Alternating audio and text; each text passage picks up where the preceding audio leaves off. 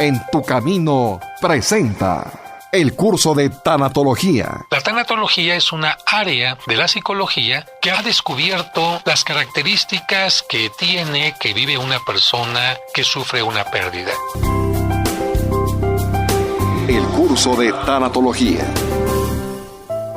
Poco a poco vamos avanzando en lo que significa el entendimiento de lo que sucede cuando se sufre una pérdida. Hemos insistido en muchas ocasiones que no puede vivir la persona de manera igual después de que ha sufrido una pérdida a como estaba viviendo antes.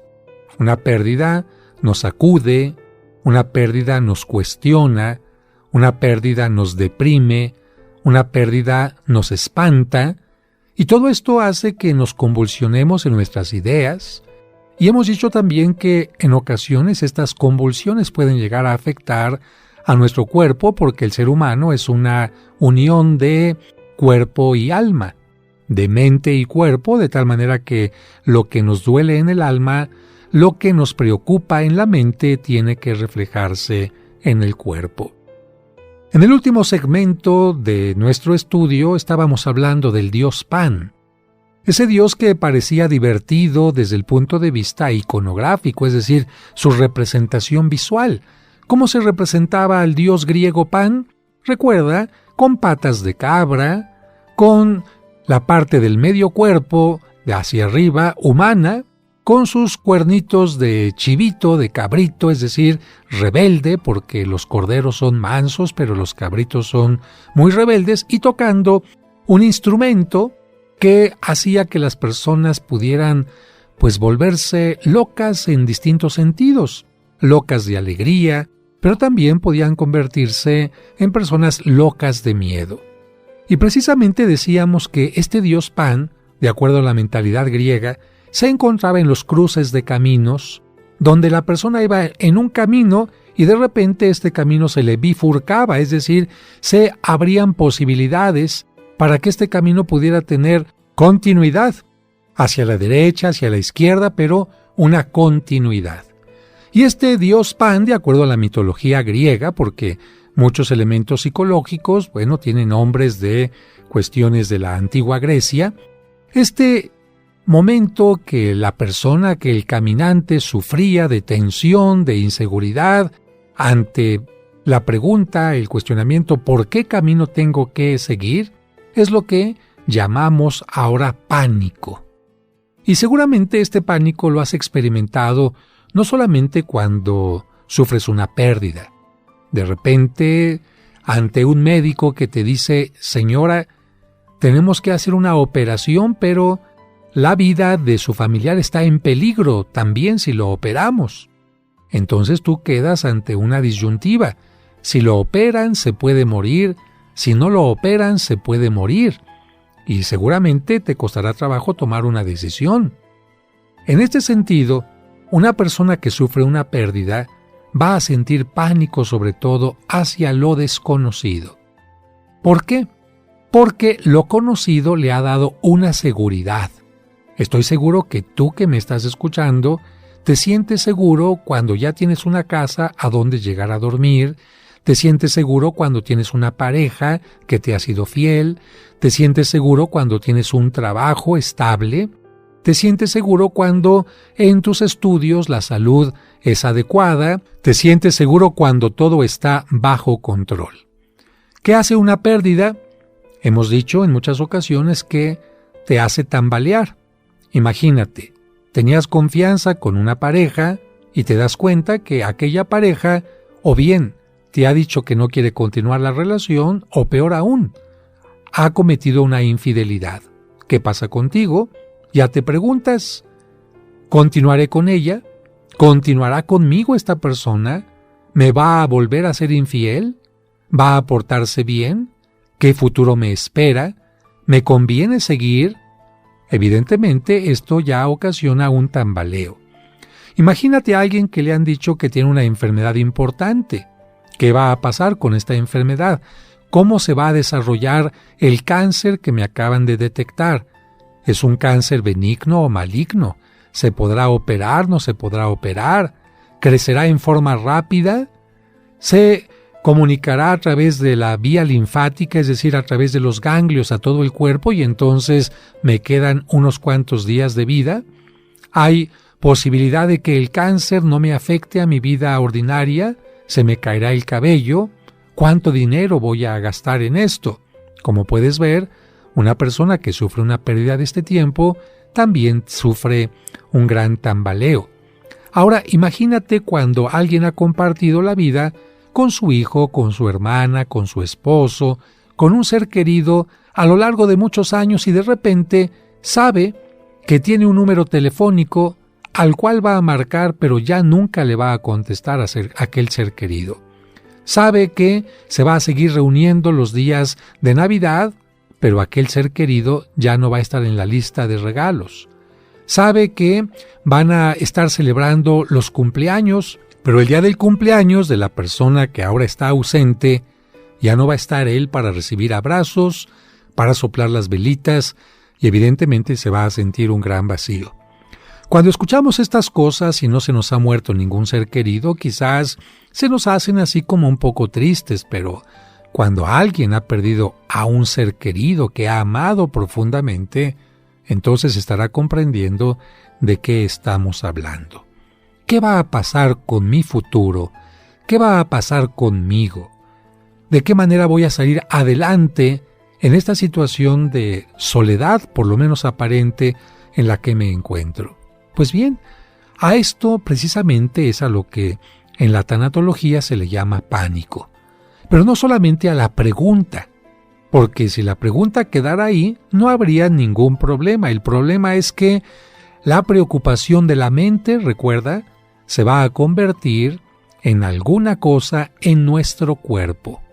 Y entonces mencionábamos en la última sesión que el pánico se va a presentar a través de opresión o dolor en el pecho, taquicardias, respiración forzada, arrítmica, apresurada, temperatura que sube o que baja en las extremidades, temblores, sudoración, escalofríos, estremecimientos, hormigueo en manos o pies, contracciones musculares, sequedad en la boca o en el paladar, mucha sensibilidad a la luz, dificultad para hablar o para comunicarse, y el miedo no va a ser únicamente hacia el futuro, sino también miedo hacia la muerte.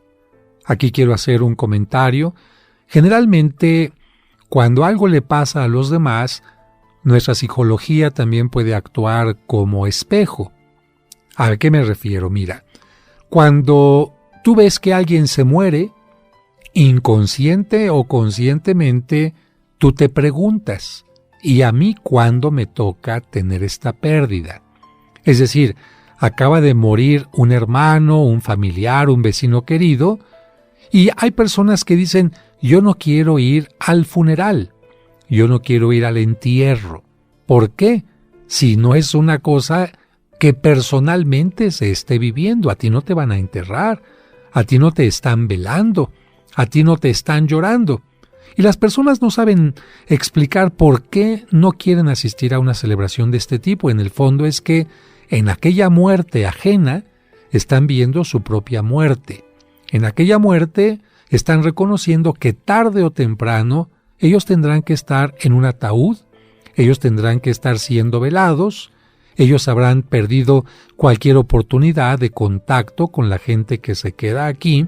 Y esto es una cosa pues realmente fuerte y dolorosa para todo ser humano, porque como todos los días nos levantamos y supuestamente llegamos a casa nuevamente a dormir, como que pensamos que la vida es para siempre, que nunca se va a terminar, y cuando una cosa como la que estamos comentando sucede, evidentemente nos mueve el tapete y nos hace tener este pánico. Pero te decía que no solamente es pánico en la mente, sino que esto se va a ir reflejando en el cuerpo.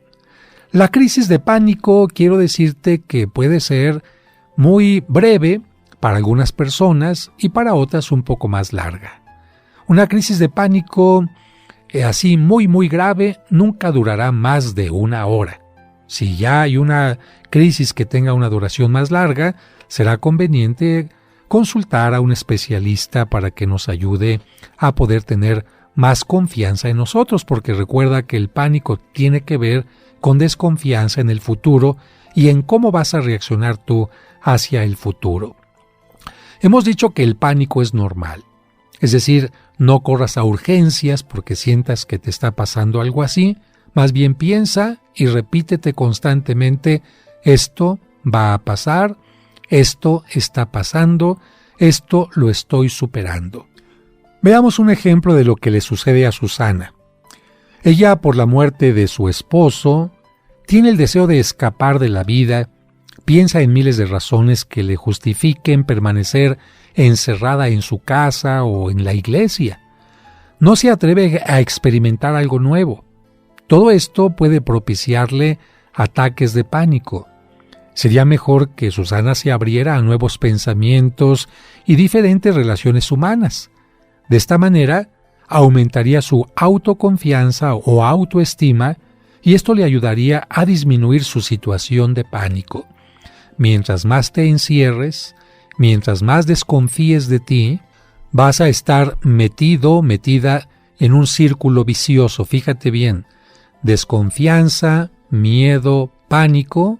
El pánico crea más desconfianza, más miedo y más pánico.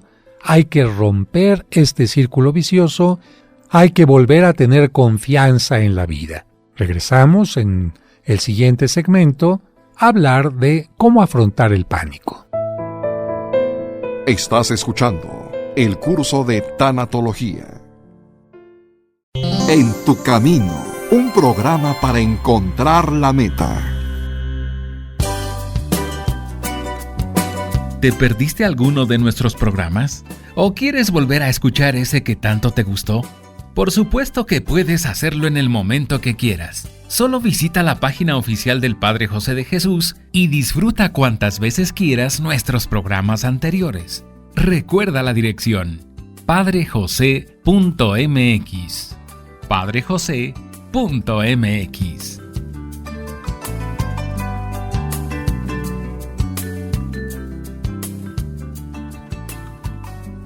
Seguimos escuchando el curso de tanatología.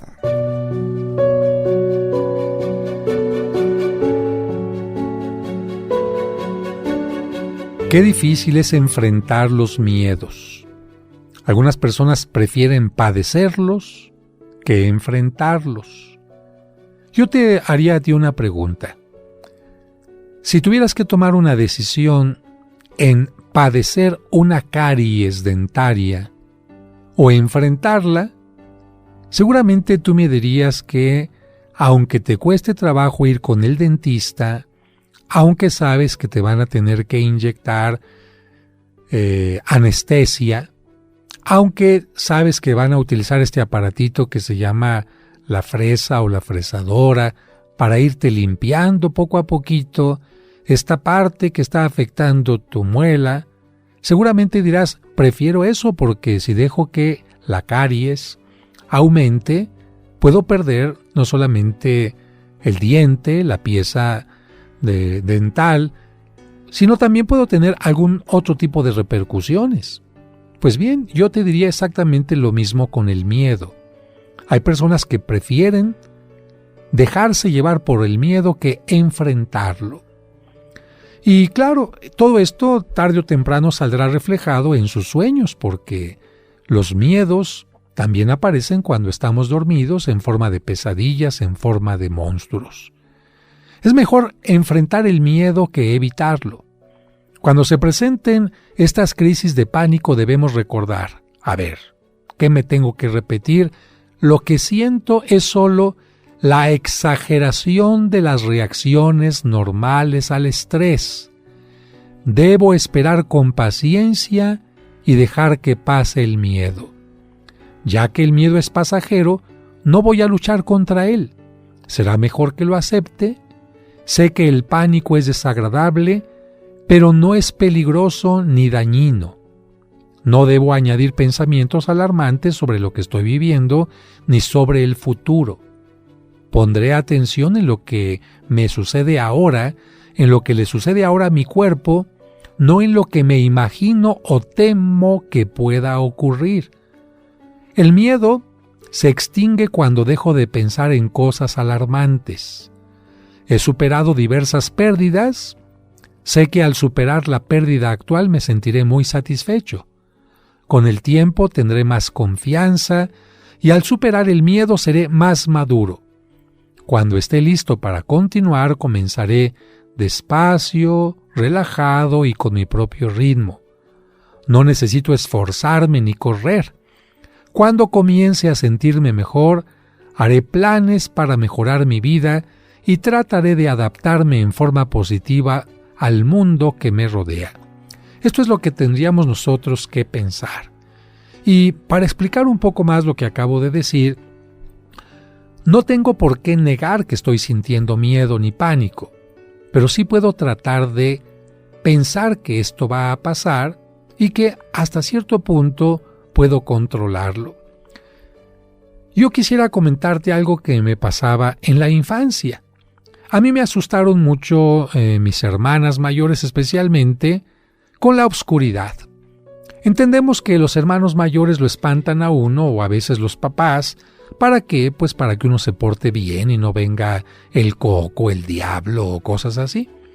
Pero a mí me daba mucho miedo de que en la oscuridad pudiera salir algún ser. No sé cómo podía haber sido, nunca tuve la atención de imaginármelo, solamente era miedo a un ser desconocido que en la oscuridad podía llegar, llevarme, y la verdad nunca me he preguntado tampoco llevarme a dónde, hacerme qué, si me mataría, si me ahorcaría, pero simplemente de pensar que algo o alguien podía tocarme, ya con eso sentía un miedo tremendo. Pues de vez en cuando me mandaban a la parte de atrás de mi casa, cuando estaba el patio oscuro, por ejemplo, a ir a recoger la ropa que estaba tendida.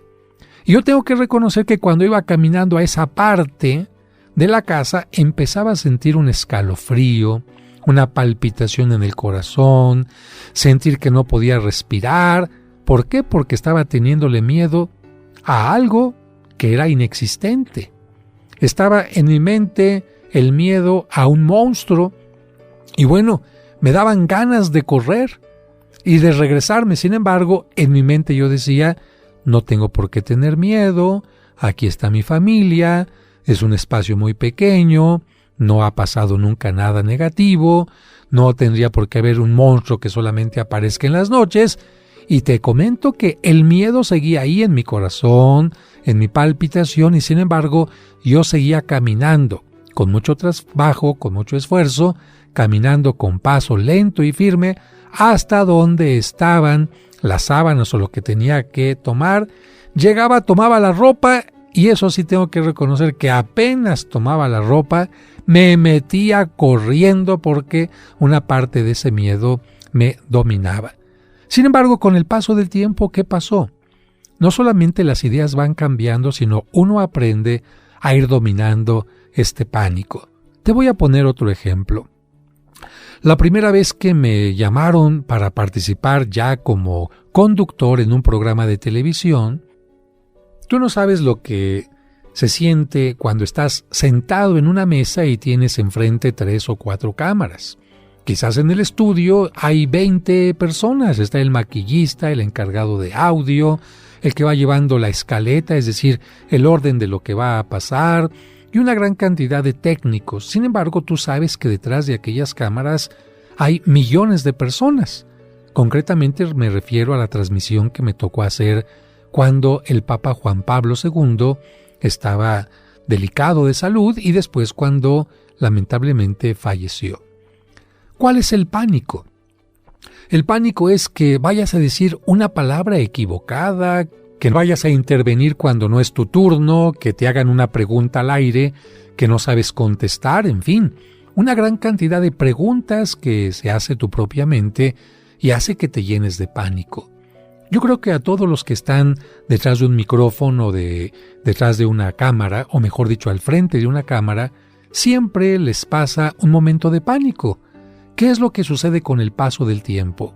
Que se aprende a dominar ese pánico, que se aprende a reconocer, tengo miedo y lo dejo pasar, tengo miedo Va a dejar de estar molestando esta respiración, esta taquicardia, y voy a seguir adelante. Así que yo lo que te puedo decir a ti, querido amigo o amiga, que en este momento piensas que no puedes salir adelante de esta situación, claro que sí vas a hacerlo. Podemos elegir con qué tipo de pensamientos alimentar nuestra mente cuando tenemos pánico. Algunos ejemplos. Ante el pánico, Pedro elige actitudes negativas. No permite que nadie sepa que vive una situación de pánico porque eso le avergüenza. Se aterroriza porque considera que el pánico es un enemigo terrible. Quiere evitar sus síntomas y piensa que es mejor descansar aquí y ahora. Permanece obsesivamente alerta ante la ansiedad. Cree que el pánico es una prueba para salir adelante. Quiere tener la certeza de que durante el pánico no habrá riesgos y busca todas las estrategias para vencerlo. Otra actitud distinta. Ante el pánico, Pablo prefiere tomar actitudes positivas. Primero, no se avergüenza de sufrir y experimentar el pánico. No le da pena decir tengo miedo, me siento nervioso. Se pregunta qué puede aprender de esa situación. Hace frente a los síntomas para adquirir más conocimientos sobre su propia naturaleza humana, es decir, cada vez que le llega este miedo, se pone a pensar, a ver, ¿qué partes de mi cuerpo están manifestando este miedo? Así, cada vez que mi cuerpo esté actuando de esta manera, yo voy a saber por qué estoy funcionando así. A Pablo no le importa estar preocupado aquí y ahora. No permanece alerta contra la ansiedad y la deja fluir. Considera que el pánico no es una prueba, sino simplemente una práctica de la vida. Puede tolerar la incertidumbre hacia el futuro y no le da tanta importancia a si funcionan o no las cosas. Tiene una actitud abierta, disponible, sabe que el pánico es normal, que pronto pasará y que le ayudará a ser más fuerte. Así que mira, el pánico se va a presentar en tu vida, simplemente dile bienvenido y pronto se va a ir. Si tú tratas de que el pánico no entre a tu vida, pues seguramente lo que vas a hacer es que se haga más intenso.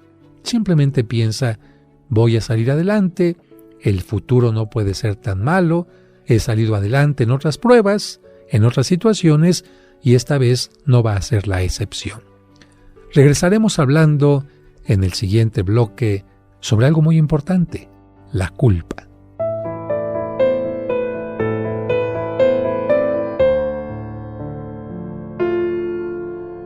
Hacemos una pausa y al regreso seguimos escuchando el curso de tanatología.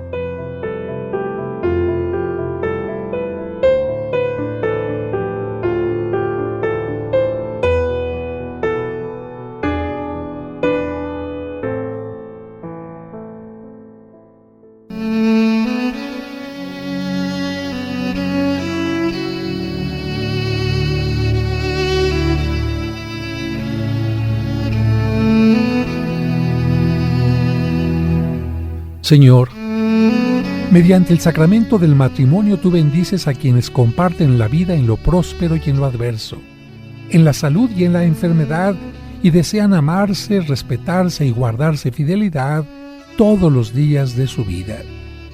Protege a todas las parejas que dan testimonio del amor verdadero y cumplen un aniversario. Amén.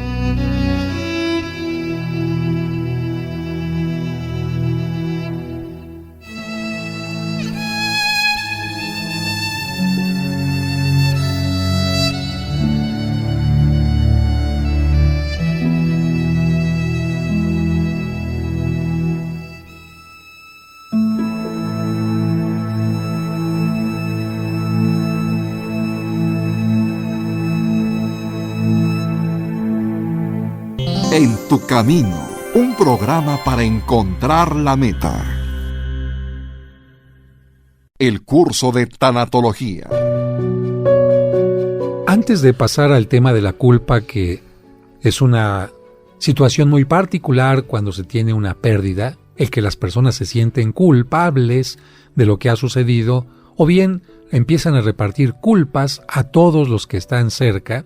Tengo una pregunta de David acerca del pánico. David, por favor. Sí, Padre José, hace un momento usted comentaba que una crisis de pánico puede durar aproximadamente 1 hora, cuando mucho en circunstancias normales. Yo le quiero preguntar si esa crisis de pánico se puede repetir, o aunque no sea una crisis, uno puede tener esos cuestionamientos de hacia dónde va mi vida, me irá a dar a mi cáncer, yo pasaré por esto. ¿Se puede dar en una persona durante varios días? Mira, David y queridos amigos, la angustia, la ansiedad van a buscar la manera de manifestarse en la vida. La angustia y la ansiedad son situaciones que generalmente están propiciadas por el miedo y propician también miedo y propician pánico. Entonces, aquí en este caso no hay que tratar de quitar la angustia, no hay que tratar de quitar la ansiedad, no hay que tratar de quitar el pánico, lo que hay que tratar de quitar es el miedo. La ansiedad y la angustia están relacionadas con el miedo a algo. ¿Qué me va a pasar? Y yo vuelvo a poner otro ejemplo acerca del pánico. Recuerdo que empecé a lanzarme en clavados del trampolín de 1 metro. Después me animé a subirme al de 3 metros y me lancé. Y ahí, ya animado, decidí saltarme el de 5 metros y me subí directamente al de 10 metros. Cuando llegué a la plataforma de clavados de 10 metros, empecé a caminar lentamente. Me puse en la orillita y volteé hacia la alberca y sentí una angustia, un miedo que me hizo estremecer en ese momento internamente. Ahora que yo me pregunto, y le preguntaría a quienes están en este momento en el curso, ¿por qué en ese momento mi cuerpo se estremeció? ¿Por qué en ese momento sentí taquicardias y miedos? No me estaba aventando.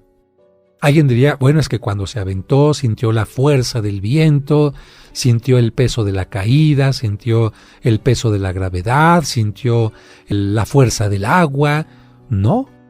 Ahí nuevamente regreso. La angustia y el miedo estaban enfocadas en el futuro.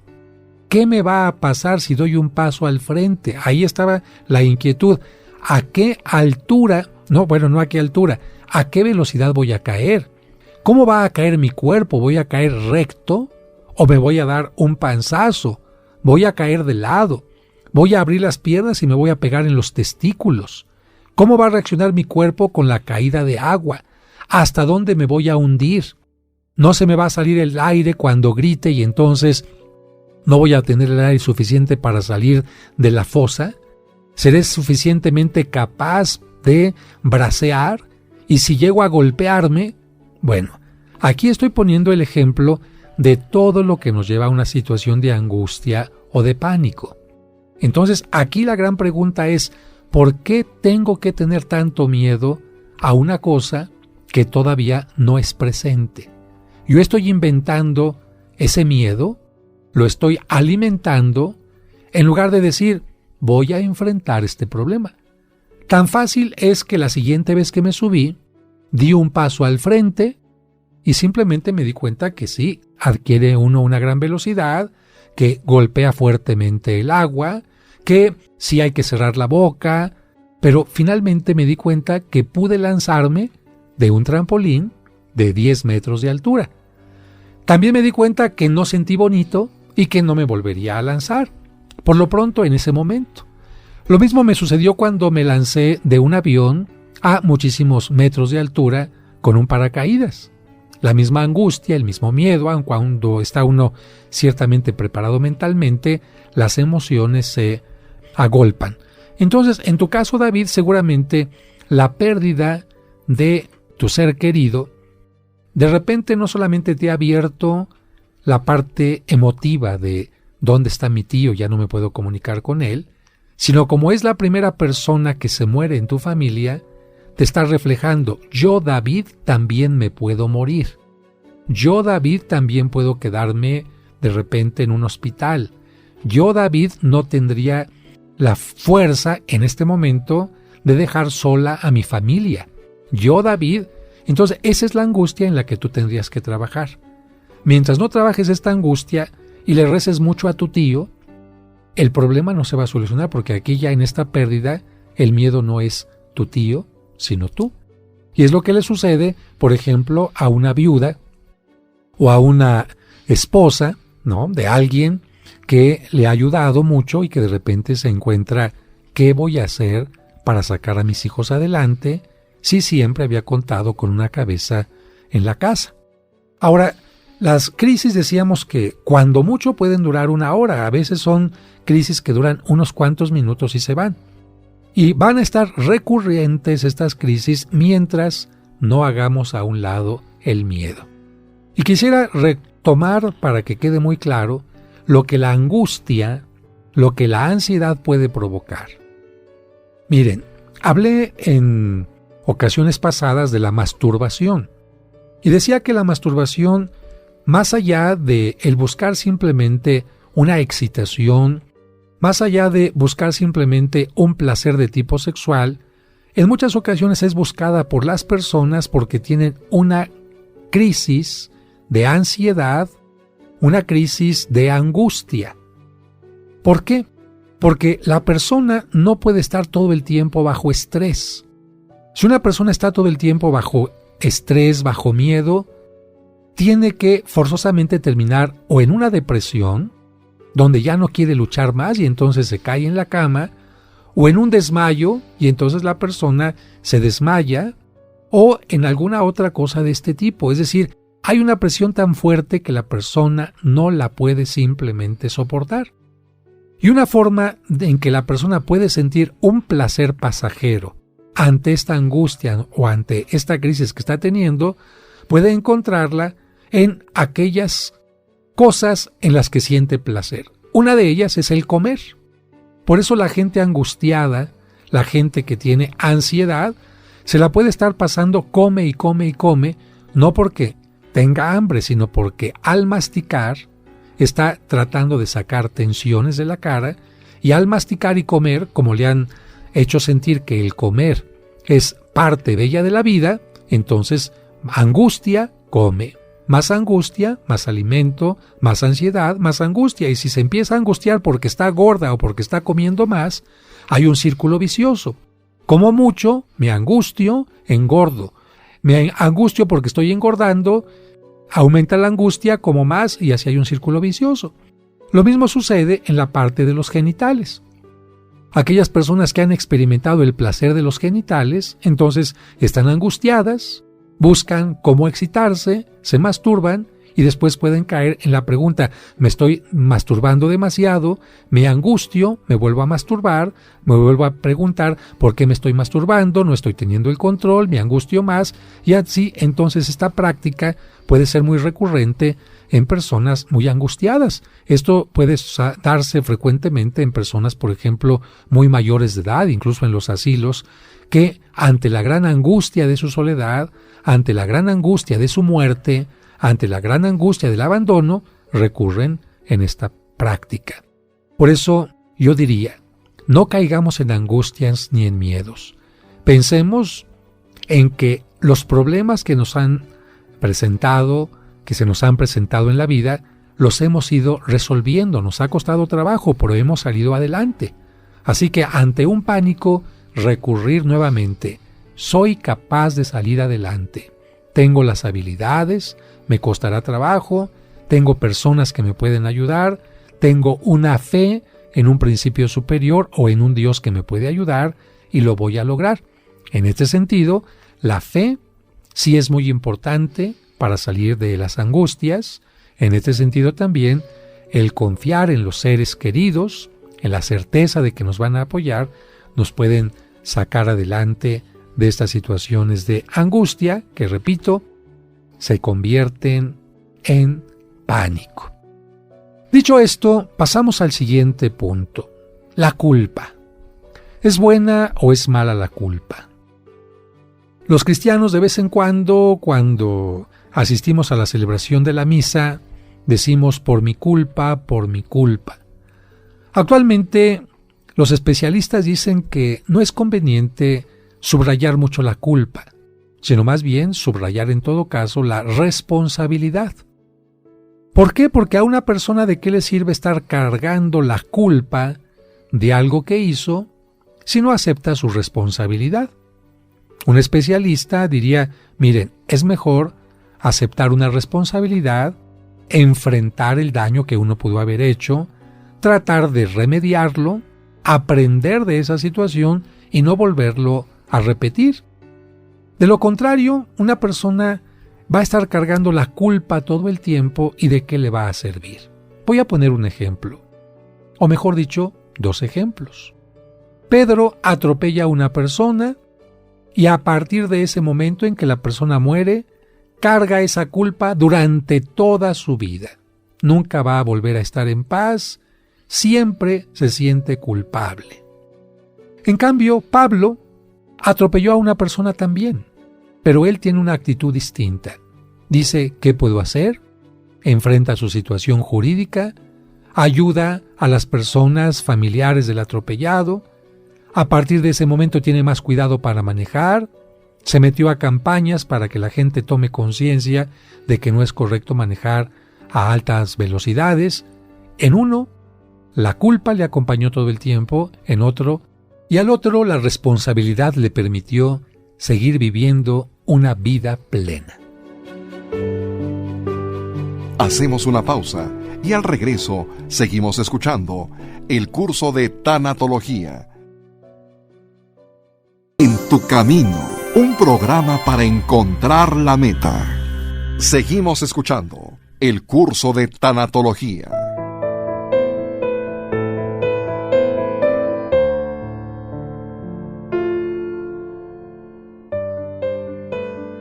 Continuamos hablando sobre la culpa o la responsabilidad.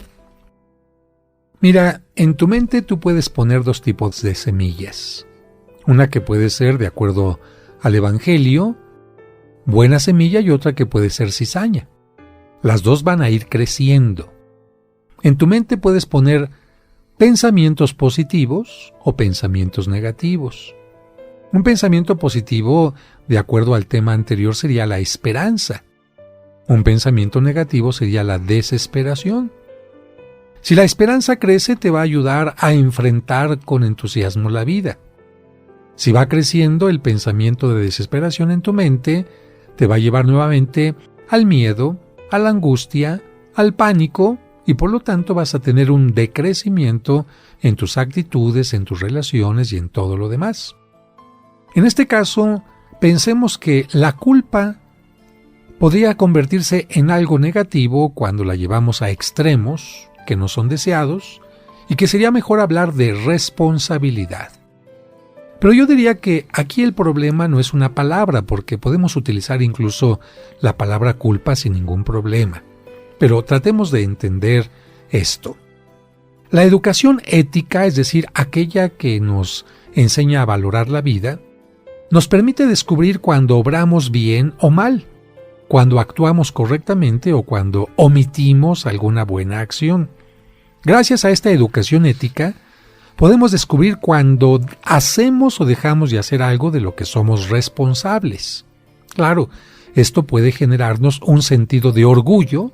Ay, si es lo que me tocaba hacer, lo hice correctamente, lo hice de la mejor manera, me siento orgulloso, pero también puede hacernos sentir culpa.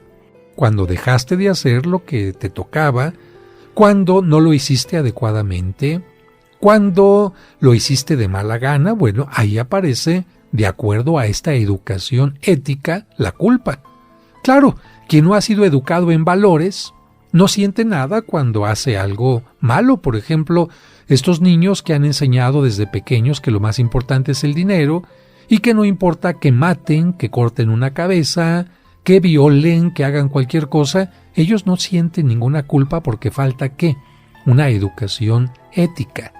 Si no saben lo que es bueno y lo que es malo, a ellos les da lo mismo actuar de una o de otra manera, pero generalmente las personas que tienen una educación en valores sí pueden llegar a tener este sentimiento de orgullo o de culpa. En cierto sentido, la culpa es algo normal, pero si no tenemos cuidado, la culpa puede convertirse, fíjate bien, en neurótica cuando llegamos a creer que nuestra responsabilidad en algún daño, error, decisión o accidente es mayor a la real. Así que vamos a tratar de identificar cuándo una culpa es normal y cuándo una culpa es neurótica. Cuando muere un ser querido solemos sentir culpa por todo lo que pudimos hacer por él y no lo hicimos. Cuando una pareja llega al divorcio, es común que los cónyuges sientan también algo de culpa por sus malas acciones. Los padres de familia se sienten culpables por lo que les faltó hacer o les sobró en la educación de sus hijos. El creyente, de acuerdo con su conciencia, acepta haber pecado en pensamiento, palabra, obra y omisión. En estos casos podemos hablar de una culpa real o normal, aunque yo insisto en que siempre es preferible hablar de responsabilidades que de culpa. Pero vamos a ver algunos ejemplos. Humberto recibió la encomienda de cuidar a su hermanito durante la ausencia de sus papás. Por platicar con su novia se distrajo, el niño se cayó de la escalera y se causó una herida. Humberto se siente responsable y culpable del dolor de su hermano. Claro, hace todo lo posible por curarlo. Sabe que cuando regresen sus papás deberá asumir su responsabilidad y las consecuencias del accidente. Le van a llamar la atención, le van a dar un castigo y dice, bueno, lo voy a asumir, voy a tener más cuidado la siguiente vez para que mi hermano no se caiga.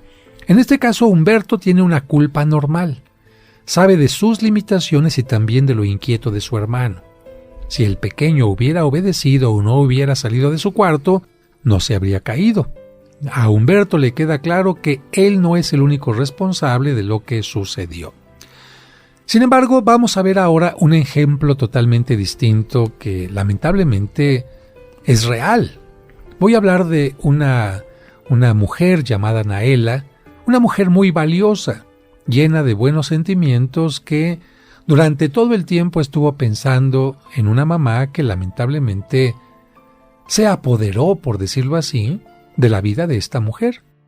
Una mujer enferma, me refiero a la mamá de Naela, que no solamente pensaba en cómo tener cerca a su hija, sino por alguna situación enfermiza, cómo impedirle que se desarrollara.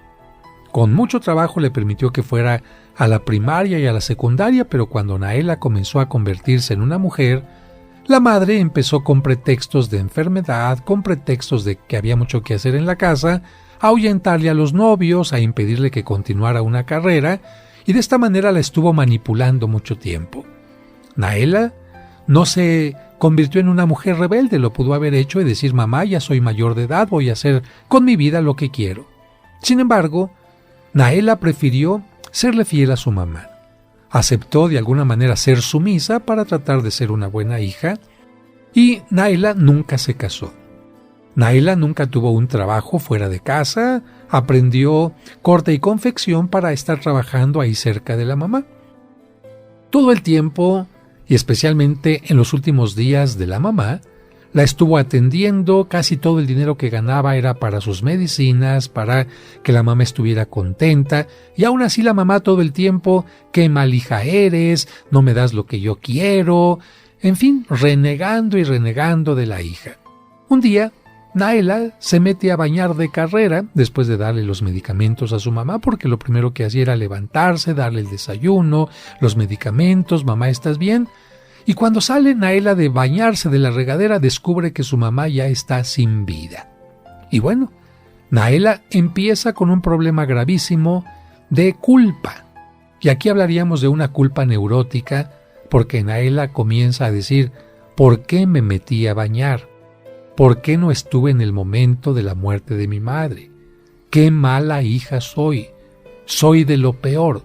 No merezco el perdón de Dios. Por mi culpa mi madre murió sola. Por mi culpa mi madre murió en esta situación. Yo te invito a ti a que tú reacciones ante este ejemplo que te estoy poniendo. Naela era Dios como para saber en qué momento exacto iba a morir su mamá. Pregunta 2. ¿Naela podía estar despierta las 24 horas en el caso de que su mamá fuera a morir en cualquier instante? ¿Naela podía estar pegada a la mamá todo el tiempo? ¿Es posible que un ser humano esté de esta manera?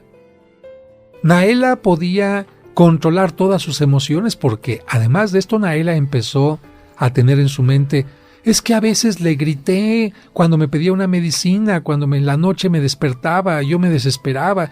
Es que a veces le di un poquito de aventón porque no se quería acostar y la tuve que acomodar en su almohada. Es que a veces le puse una mala cara. Es que... A ver, Naela, una persona humana común y corriente puede estar las 24 horas despierta, con paciencia, con tranquilidad. Es que no le di todo lo que quería a mi mamá. Ella quería que la llevara a lo mejor un día a tal lugar. A ver, Naela, una persona puede tener todo el dinero para hacer lo que su familiar le puede pedir. No, pero es que yo tenía que haber...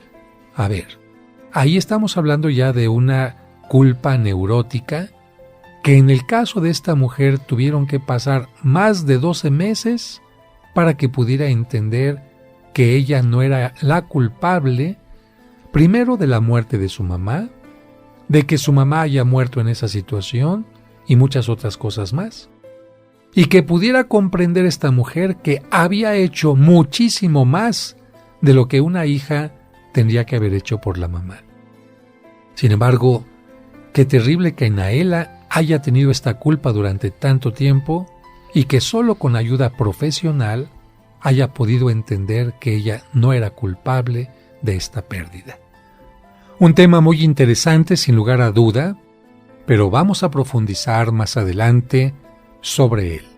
La culpa no sirve de nada, es mejor hablar de responsabilidades.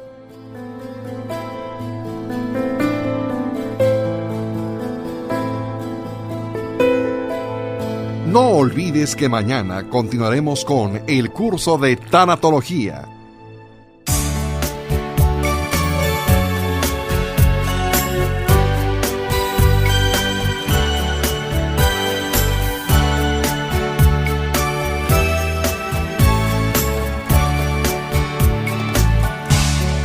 Bye.